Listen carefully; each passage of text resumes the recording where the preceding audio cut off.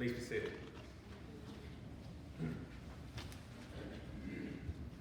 About a decade ago, some truly incredible videos started to be made available on the internet featuring surfers at a place called Nazaré in Portugal. Nazaré, I'm not sure. And if you haven't seen them, I encourage you to look it up. Nazaré is home to some of the biggest waves in the world, reaching up to 30 metres high, or about 100 feet in the old money. And only this millennium did people figure out how to use jet skis to tow a surfer along, so they built up sufficient speed that they could, surf these monster waves and have a hope of coming out the other end alive. And only in the last decade, when videos could be uploaded so easily for huge audiences, did the footage become publicly available. And honestly, watching these, tiny figures against the backdrop of this enormous wave, it's crazy, and it gives an adrenaline rush just watching it. It's incredibly dangerous for the surfers, and is a stark reminder of our powerlessness before these extraordinary forces of nature. It's a similar feeling to watching disaster movies like 2012, or any one of them where a meteor hits the earth and there's a gigantic wave that sweeps everything before it.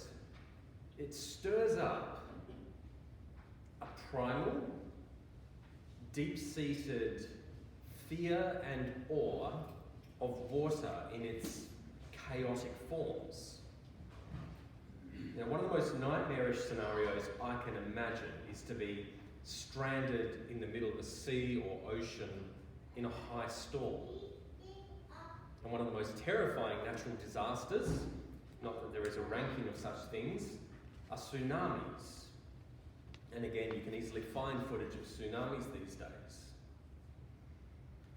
In many ancient religions, including the Jewish tradition, the Hebrew tradition, one of the primary symbolic associations of water was chaos.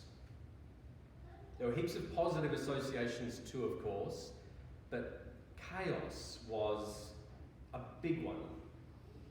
And it was common to personify this chaotic, watery, stormy force as being a divine figure, a god, in opposition to a much more ordered God. So who controls the waters is absolutely entwined with who controls chaos. In Job, in the book of Job, what we heard this morning, we hear God saying in effect, I am the one who sets limits on the waters and therefore on chaos. So just keep that symbolism in mind as we proceed, as well as a sense of the fear that overpowering, uncontrollable water can cause in us. So, enter Jesus. It's evening, night is descending, and the darkness grows. And Jesus and his disciples and others, note that there were other boats with him, set out as a little fleet across the sea. They aren't huge fishing boats. You can actually go to Israel and see, a 2,000-year-old boat, one of these boats which archaeologists have dug up.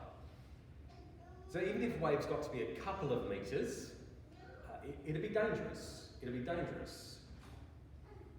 In any case, this storm is bad enough that the disciples, they're freaking out, completely freaking out.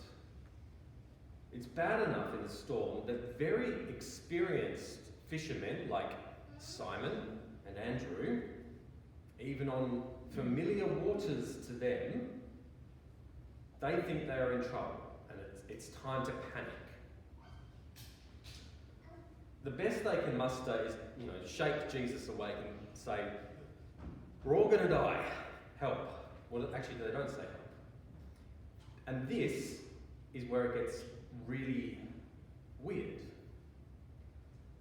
The text indicates that with a word, the water goes from being deadly to just dead calm. He doesn't start a long prayer that goes on so long that the storm coincidentally and gradually just dies down naturally. The text holds out that this is something instantaneous,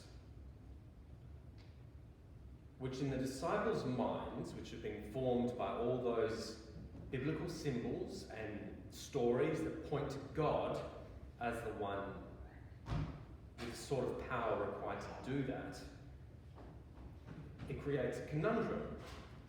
Who is this guy? Who is this we've brought into our boat?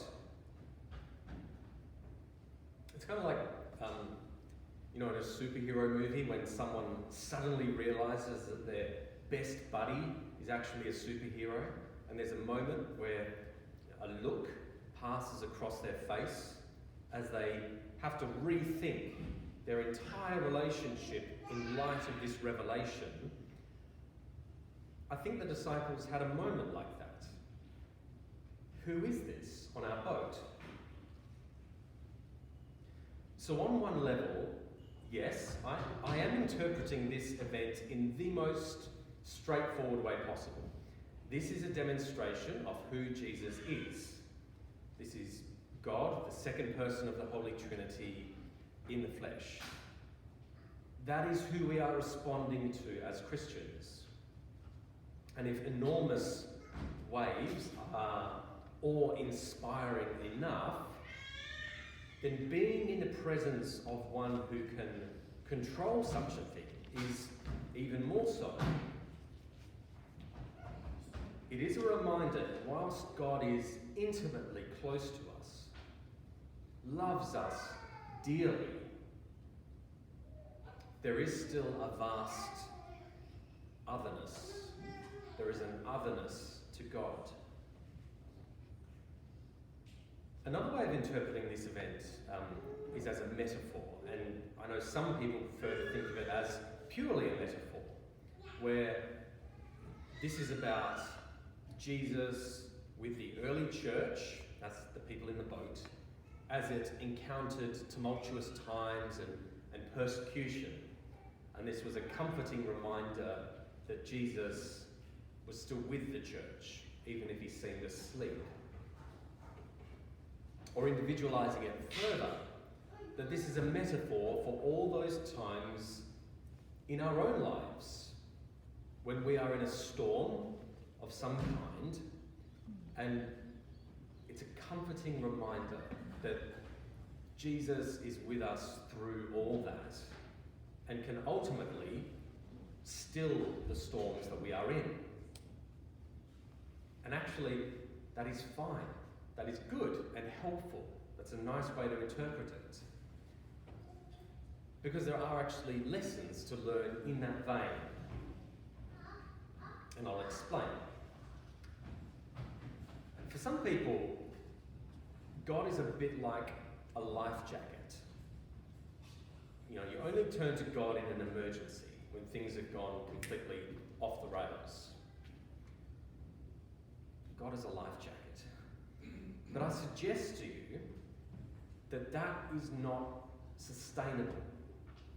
And it can put us in spiritual distress if things don't turn out as we want in those times of crisis, in the emergencies. And by spiritual distress, I mean that there is a sharp disagreement between what we expect of God and what actually happens. For example, if I have an assumption that only good things will happen to me if I go to church every Sunday and worship God, and then something bad happens to me, that can create spiritual distress because my ideas about God and myself have a misalignment. There's a disagreement there. What am I paying you for every Sunday, Lord? To quote Homer Simpson. Come on, that was funny. What am I paying you for every Sunday? Come on. So a little story, and credit to Father Flor McCarthy for this one. There was a sea captain in Scotland who was chartered to take some young tourists to the Shetland Islands.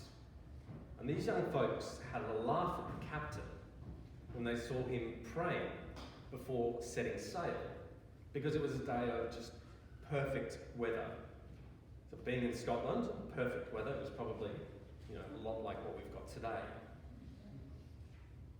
But when they were at sea, a storm suddenly arose and the boat was getting hammered. And these passengers were terrified.